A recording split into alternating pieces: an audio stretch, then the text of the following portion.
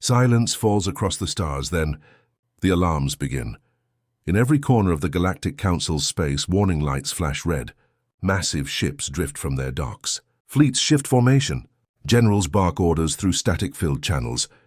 The word spreads faster than light. They're coming. No one knows who started the rumor. No one knows how it began. But by the time the message reached the capital world of Xanar Prime, every soldier and admiral in the galaxy had already heard it. The humans are returning. It made no sense. The last human fleet was destroyed centuries ago, burned in the final battles of the Old War. The Council itself had erased the coordinates of Earth from every record. Their colonies were gone, their systems turned to dust. Humanity was finished, and yet fear crawled back into the galaxy like a shadow. Admiral Kethar of the Varn Dominion stood on the bridge of his flagship, the Eternal Vigilance. His yellow eyes stared at the holographic map flickering before him. Lines of code streamed down the display, forming the shape of a small object, tiny, ancient, and human. A probe. It drifted at the edge of the Varn system, unpowered and cold.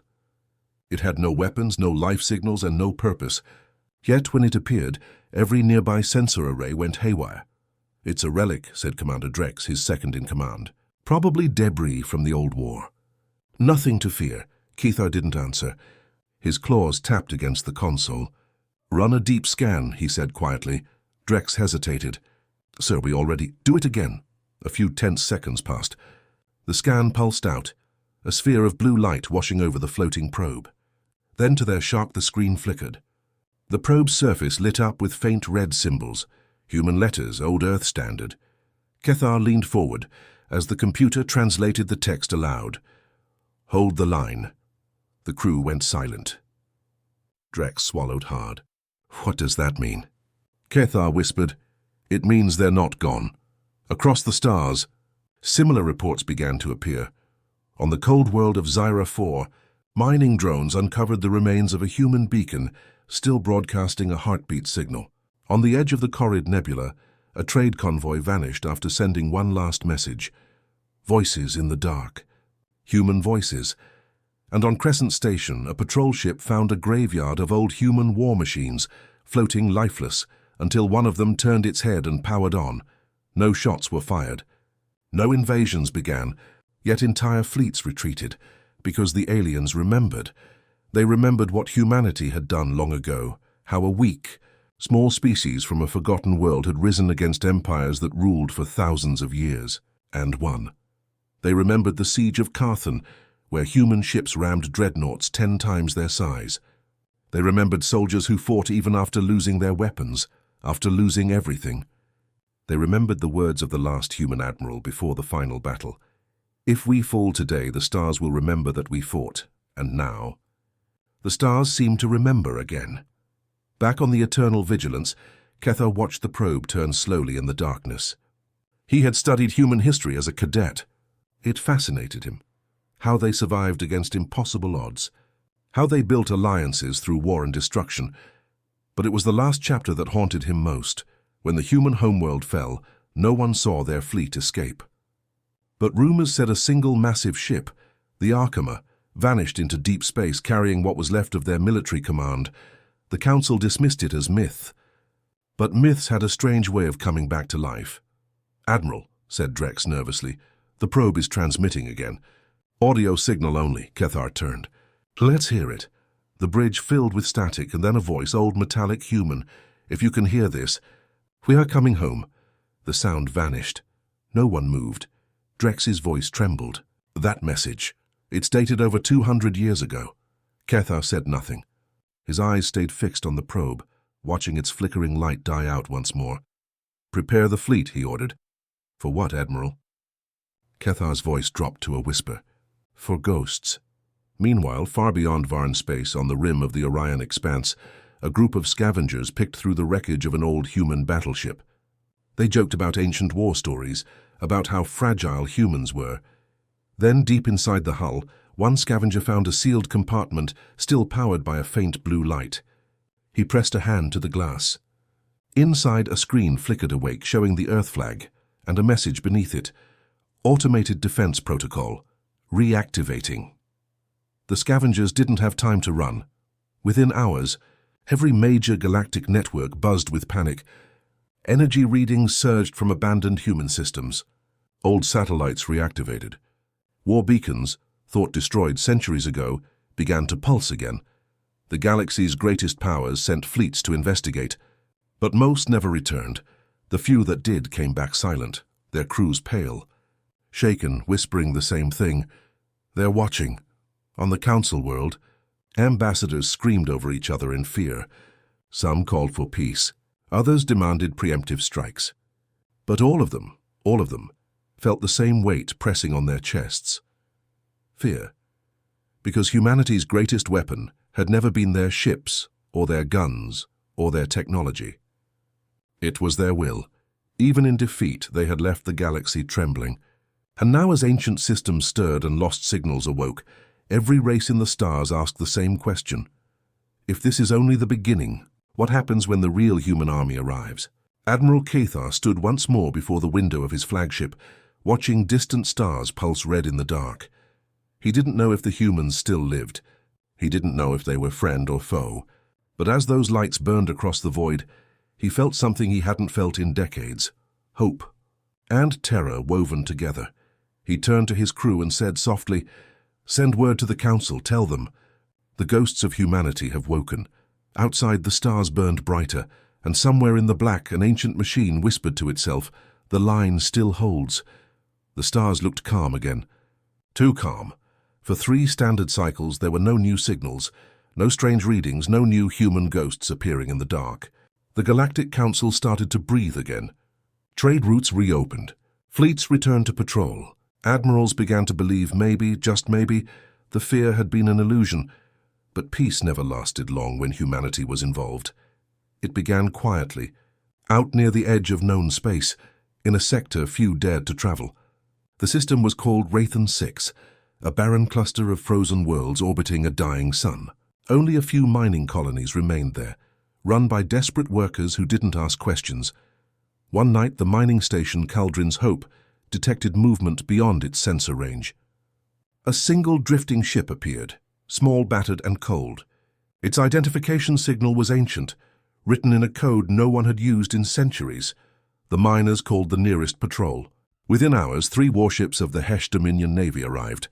Their commander, Captain Sura Ven, ordered a full inspection. The alien crews approached the wreck slowly, scanning for traps or energy signatures. The readings came back faint, minimal power, no life signs. "Derelict human craft," one officer reported. "Old design. Looks like a courier ship." Sura's mandibles clicked in thought. "Retrieve it. I want every byte of data from its core." The salvage teams docked with the ancient vessel. They expected rot, dust, emptiness. Instead, they found something else. The corridors were silent, yes, but clean. The metal walls shone faintly, as if recently polished. No bodies, no signs of struggle, no decay. At the center of the ship was a sealed chamber, its door marked with faded human letters. "Core access, restricted." One of the crew translated it aloud and laughed nervously. Old Earth script. "Primitive stuff." "Open it," Sura ordered.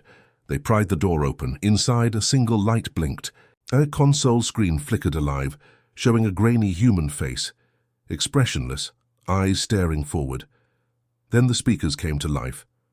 "If you are hearing this, then you have stepped into the domain of the fallen. Leave now. Do not awaken what sleeps." The voice looped again and again, filling the corridor with static and whispers. Sura barked at the technicians to shut it down.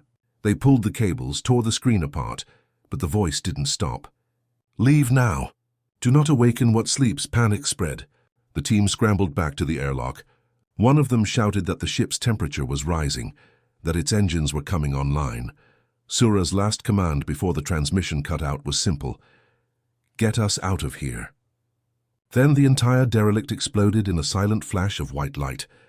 Hours later, rescue ships found the remains.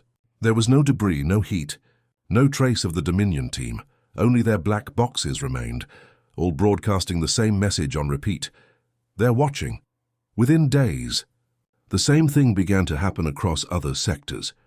Patrol ship of the Zor Confederacy vanished near the Ankar Rift after detecting human distress beacons. an automated cargo convoy, passed through the same region, only to find the patrol vessels still drifting, engines cold, lights off, doors open. There were no bodies inside, no battle damage, just messages carved into the walls, written in a language none of the Zor had ever learned, human standard. The message was the same each time: hold the line. As panic spread, the Galactic Council met once again, the Grand Hall of Etherian filled with light and noise, holograms of 100 species all shouting at once. Reports streamed in from every corner of the galaxy. Human signals, human wrecks, human ghosts. The great chamber of the Galactic Council had never been so loud. Holographic delegates from 100 worlds shouted over one another, lights flickered.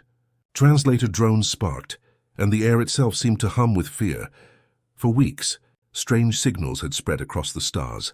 Phantom fleets, ghost transmissions, and derelict human vessels appearing out of nowhere. Entire patrols had gone missing. Beacons had begun to pulse again, and every time the same words echoed across communication channels: hold the line. We are returning home. No one could explain it. But everyone understood the message. The humans, the species that had once burned empires to ash, might still be out there. At the center of the council chamber floated the Chancellor of the Galactic Alliance. Viranthal, his long silver tendrils coiled in agitation. His voice, normally calm and commanding, cracked under the pressure. "This hysteria must end," he declared. "You are letting old ghost stories rule your judgment. Humanity is extinct. Our archives confirm it." A deep voice answered from across the chamber. "Then explain the ships," said Admiral Kether of the Varn Dominion, stepping forward. "Explain the probes, the signals, the disappearances." He pressed a button, and the room's central hologram came alive, showing the flickering image of a massive shadow moving between stars. Its shape was unmistakably human, a battleship class unknown to modern records. "This footage was captured near the Orion Expanse 3 days ago," Kethar continued. "No warp signature, no transponder code. It was there and then it was gone." Silence fell. Even the translators paused. The Chancellor's voice trembled. "A sensor glitch. A trick of gravity wells. Nothing more." But everyone in the chamber could see the fear behind his words. A representative from the insectoid Thren coalition clacked her mandibles in anger. "We all know what this means. The humans left something behind. Weapons, machines, perhaps even sleepers. If they wake, we will not survive another war," a reptilian delegate hissed in response. "We should strike first. Send fleets to burn the old human systems before whatever this is grows stronger." "Strike what?" shouted another. "You can't fight ghosts." The room erupted into chaos again, wings, claws, and metallic limbs thrashing as translators struggled to keep up. Admiral Kethar stood motionless, watching them argue. In that moment, he realized the truth. Humanity didn't need to fire a single shot. Their memory alone was tearing the galaxy apart.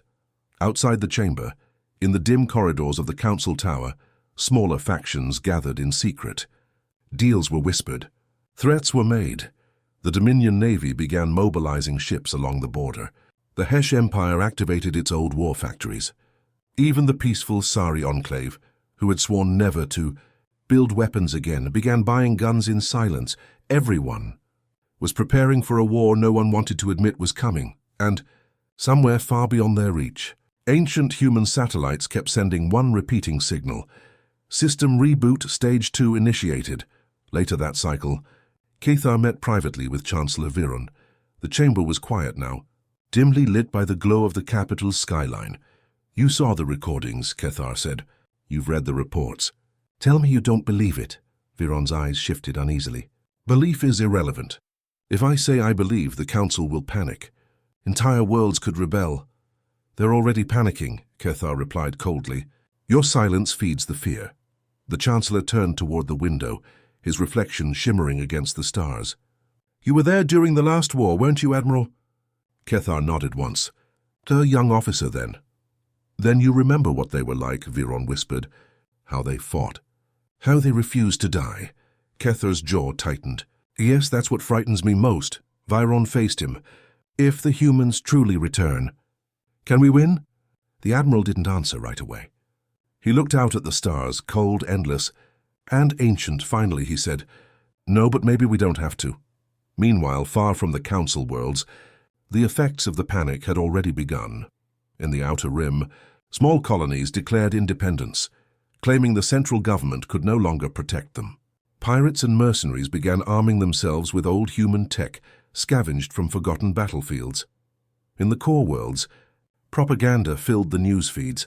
Some claimed the humans were demons, others called them saviors. Fear turned to chaos. Chaos turned to violence. And through it all, the strange transmissions continued. Legion online. System response activated. Awaiting command. On his flagship, the Eternal Vigilance, Admiral Kethar studied the latest sensor data from the Orion expanse. There it was again, the same faint human frequency, pulsing every few hours. He had listened to it so many times he could almost feel the pattern breathing. Suddenly, his communications officer gasped. "Admiral, it's changing." The pulse shifted, the rhythm slower now, clearer. The computer began to translate. "We hear you." The bridge went still. "Source?"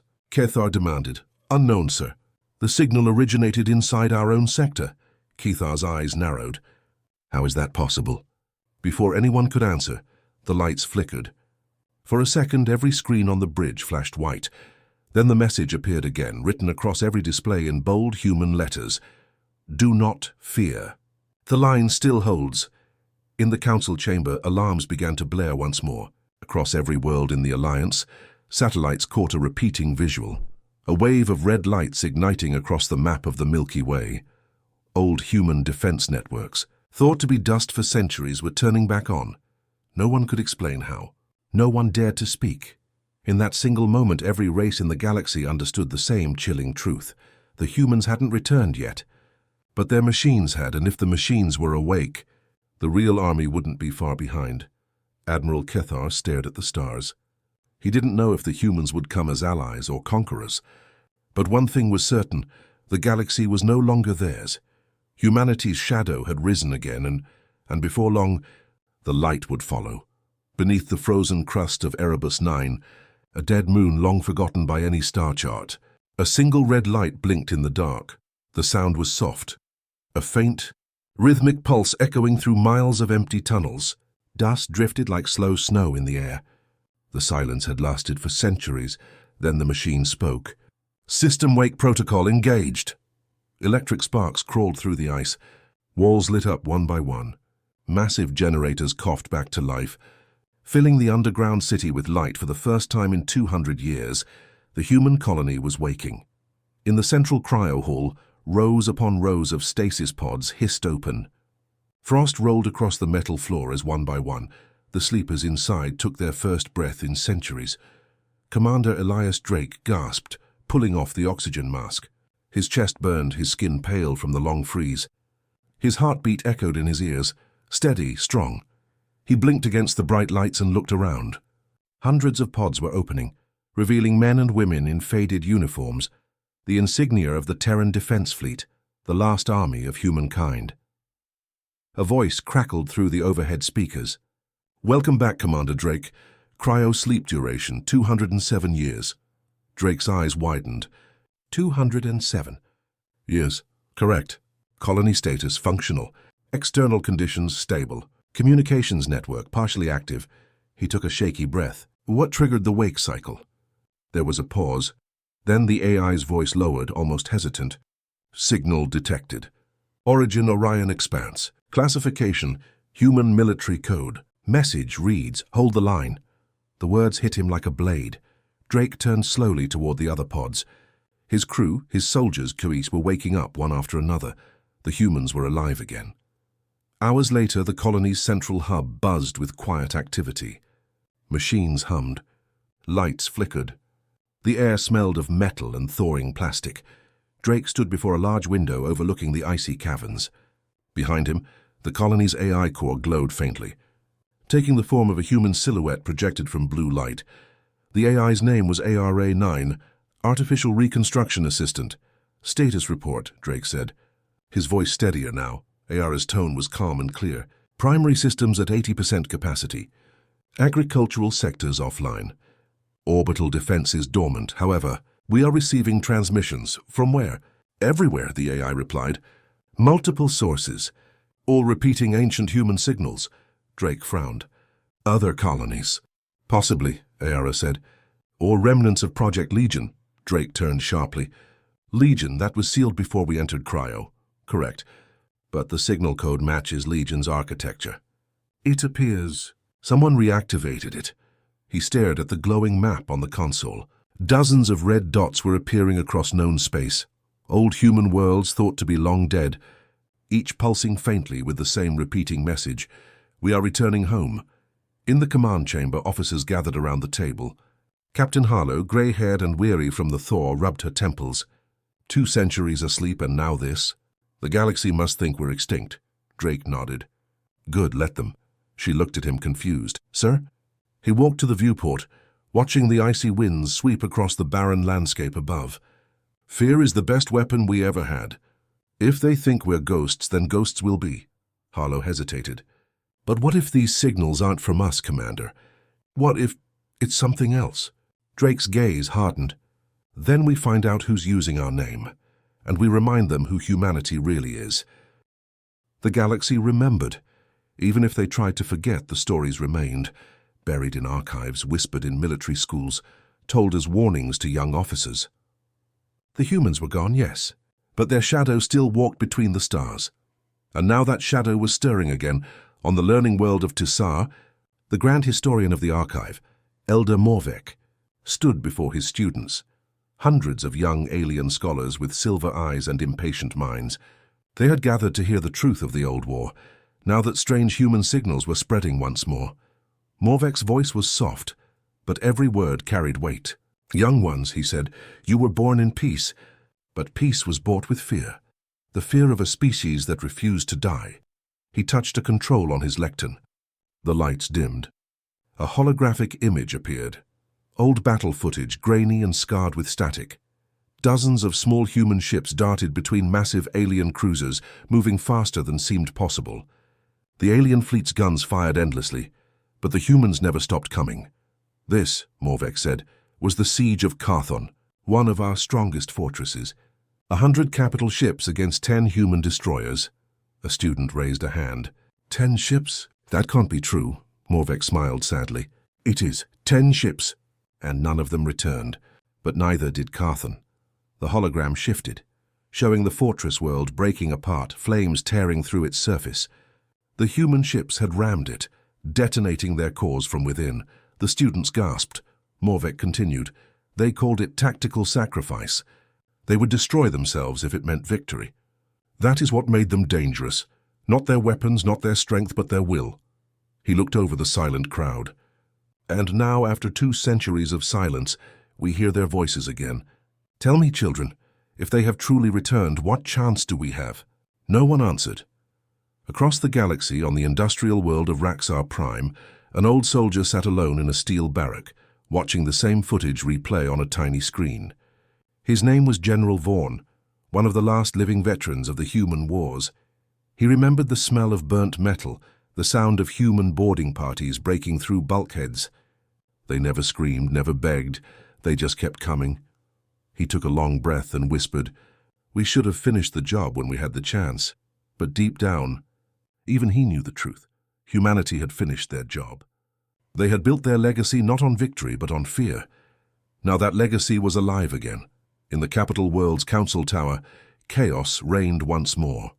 Reports poured in from across the stars, outposts losing contact, ghost signals moving through subspace, fleets refusing orders out of panic. One councillor shouted, "We are falling apart. The humans haven't even fired a shot, and we're destroying ourselves." Another slammed his claws against the table. "Because we remember. Because we know what they can do." A third, trembling, whispered, "Maybe they deserve to return. Maybe we were wrong to erase them." The room fell silent. No one dared to agree, but no one denied it either. Meanwhile, Admiral Keither stood aboard the Eternal Vigilance, staring at a projection of Earth, a planet long believed dead. But the latest scans showed something impossible. "Admiral," said his sensor officer, "I don't understand. The radiation levels are falling. The surface is healing itself. Cathar narrowed his eyes. What about the orbital field? It's gone, sir. The debris. It's moving. Moving. Yes, forming a pattern. Cathar stared at the image. The debris, thousands of fragments from the last human war, was drifting into formation, aligning into perfect circular orbits. The system was rebuilding itself. Get me closer scans, he ordered quietly. Every inch of it. But deep down he already knew what he was seeing. Earth was not dead. It was preparing. On the far edges of the galaxy, among the ruins of the Torgath Dominion, small rebel groups began calling themselves the Children of Humanity. They wore human symbols, carried old weapons, and spoke of a prophecy that one day the true army would return to finish what the old wars began.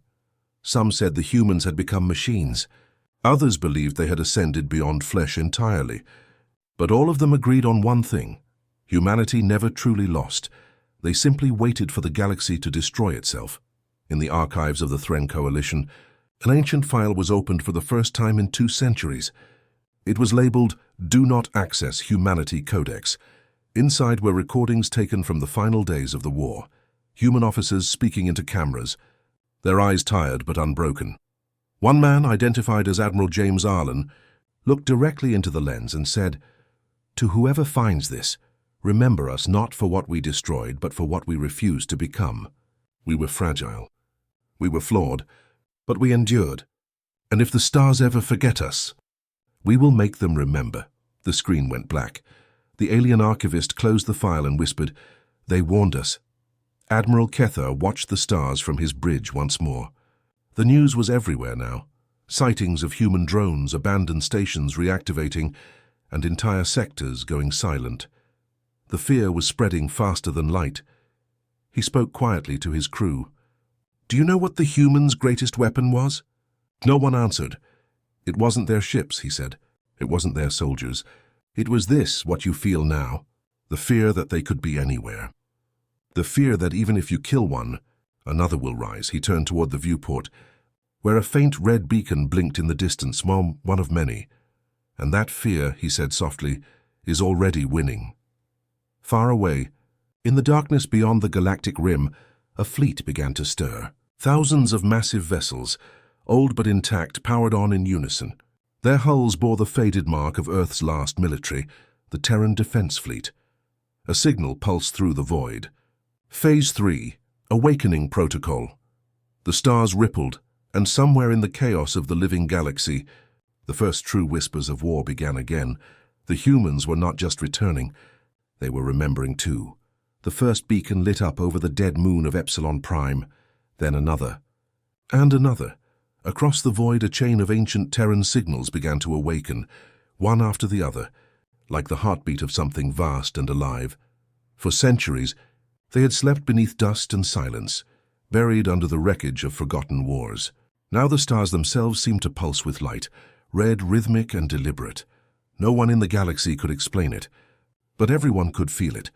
Something ancient was waking up. Admiral Cathar watched the data unfold from his command bridge aboard the Eternal Vigilance. His ship trembled slightly as waves of subspace energy rolled past them, invisible storms rippling through reality itself. "What is it?" His second officer whispered. Cathar didn't answer at first. He was staring at the holographic map, every beacon flashing the same sequence. Old human codes. "Forgotten encryption." "A call to arms, the humans," he said finally. "They're activating something." On the cold surface of Erebus 9, Commander Elias Drake stood outside the colony's hangar, staring at the sky. The beacon's glow reached even here, faint but visible, like red stars pulsing through the darkness. He felt the vibration under his boots. The ground itself was humming, deep, mechanical, alive. The AI beside him spoke, its voice calm but certain. "Protocol Omega confirmed. The Terran defense grid is reactivating." Drake's heart pounded. "That means the fleet," he said softly. "The ships. They're still out there." "Correct," replied the AI. "Buried. Hidden beneath planetary crusts, moons, and asteroid fields across human space. All awaiting a single command." Drake looked up, eyes glinting in the red light. "Well," he said, "looks like they just got it." On the other side of the galaxy, alien sensors screamed with false alarms. Massive energy readings appeared across dozens of systems, spikes in gravitational fields, sudden bursts of radio static, the hum of long-dead engines roaring back to life. Entire fleets scrambled to investigate only to find nothing. Until they looked deeper. Buried beneath lifeless planets, frozen oceans, and broken asteroids, enormous human war machines were beginning to rise. The first to emerge was the TDS Valor, a Terran dreadnought the size of a city.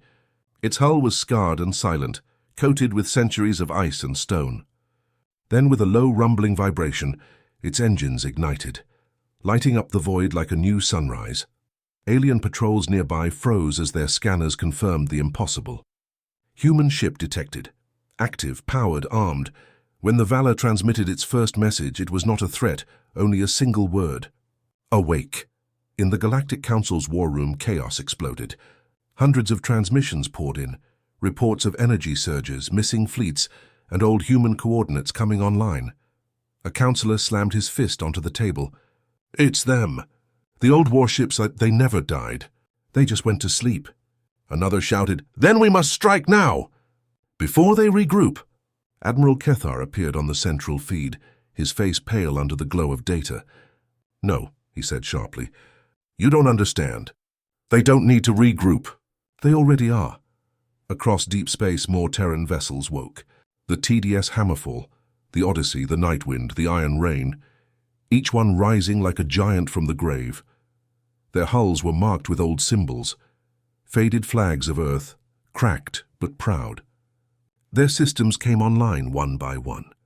Artificial minds, older than empires, whispered to each other across the stars. Link confirmed, fleet awakening complete, awaiting human command, but there was no command, not yet. The human colonies were still hidden, still silent. And yet the ships moved. The stars were no longer silent. They sang, in red light and broken code, in the hum of awakening engines and the pulse of ancient metal hearts. Every corner of the galaxy could feel it now. Something vast was moving beneath the surface of the void. The humans, the ghosts, the myths, the monsters were no longer just a story. They were coming home. Admiral Kethar stood at the bridge of the Eternal Vigilance, staring into a sea of trembling stars. The fleet was silent. Every alien ship across 100 systems had gone still. No one dared to move. No one dared to speak, because before them, stretching across the void like a second galaxy, was the Terran Armada. Thousands upon thousands of colossal ships newly awakened, drifting in perfect formation. The old Terran code still blinked on their hulls. For Earth, for humanity. For the living. Kethar's voice came as a whisper. They're not even attacking. They're just there. His second officer swallowed hard. Then why can't I breathe? In the far reaches of space, above the dead planet once called Earth, the last flagship, the Archimer, came fully online. For centuries, it had slept in the cold, waiting for its people to return. Now it glowed like a star reborn. Inside its command deck, hundreds of dormant systems flickered to life. The AI at its core, Eve 9, the last of the Terran fleet minds, connected to every other ship in the network. All vessels online, defense grid active. Awaiting human command, no response came. No human voice answered, but deep inside the ship's databanks, a recorded order and over 2 centuries old accents began to play. It was Admiral James Arlen's voice, calm, certain, human. If this signal reaches you, then we are gone. But our world, our species, is not lost. If the stars still burn, if the void still listens, then remember this, humanity endures. Even in death we defend. Even in silence we wait. And when fear returns to the stars, so will we. Far away on Erebus 9, Commander Elias Drake stood beneath a crimson sky. The hum of the awakened fleet vibrated through the air, resonating with the very ground beneath him. The AI beside him spoke softly, almost reverently. Transmission from Arkhama received. The fleet mind is online. The awakening protocol is complete. Drake exhaled slowly. After 200 years, he looked up, watching the red light ripple through the clouds. We're home. He walked into the control room, surrounded by his officers, men and women just beginning to shake off centuries of cryo-sleep. Their faces were pale, their movements slow, but their eyes burned with purpose. Drake stood at the center console, "Patch me through," he said. "To the fleet." A pause. Then the channel opened. He took a deep breath and the weight of history settled on his shoulders. "This is Commander Elias Drake of the Terran Defense Fleet," he said. "To all active units, all surviving colonies, all awakened systems, stand by for reactivation command." He hesitated for only a heartbeat, then gave the order. "Reactivate Earth command." Across the galaxy, a shockwave rippled through subspace, a signal so strong it made entire star systems flicker. The Terran ships responded instantly. Their engines roared to life, shields flared, and their hulls glowed with fresh power. The ancient war machines that had slept through centuries now moved as one. For the first time in 200 years, the human fleet turned toward the stars beyond Sol, and the galaxy trembled.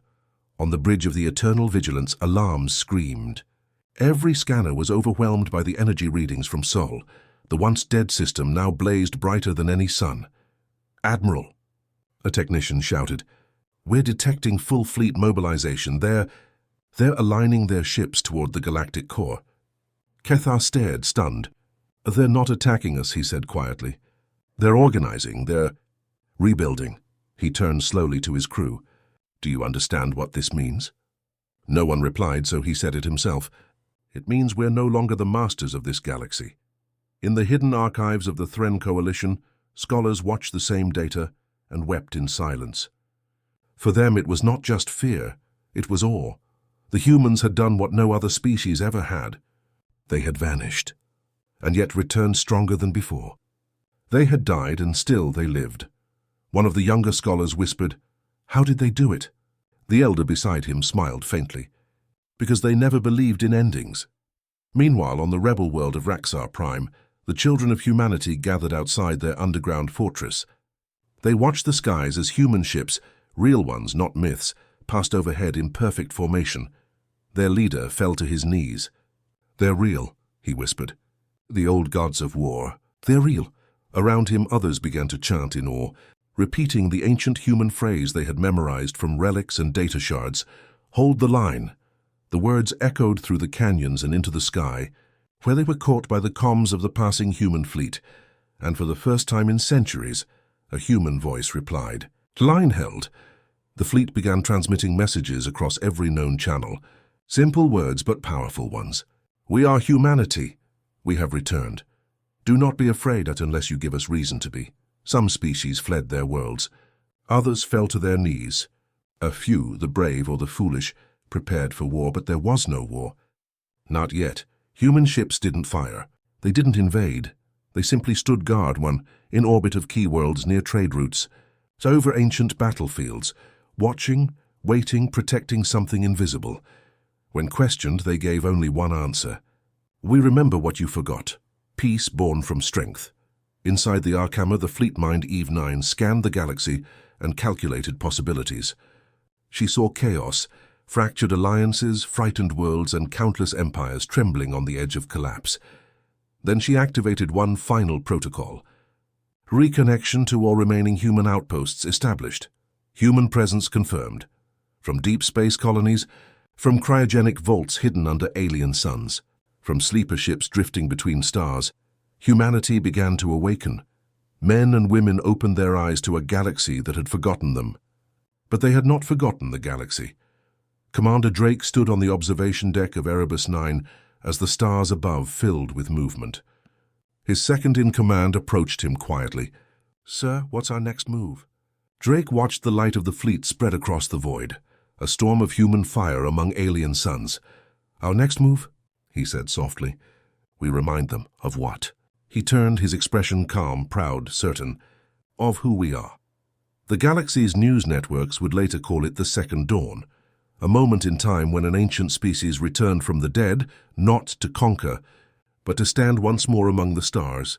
Some called them monsters. Others called them saviors. But everyone agreed on one thing. The humans were back.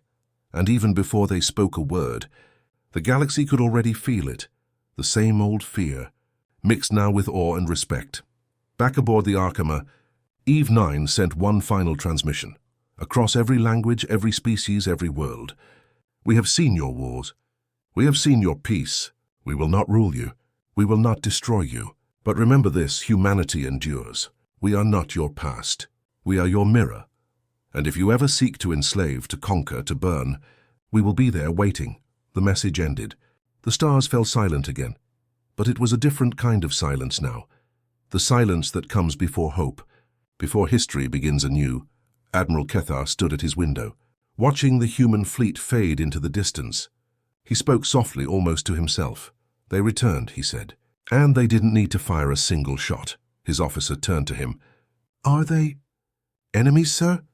Kethar shook his head slowly. "No," he said. "There's something else."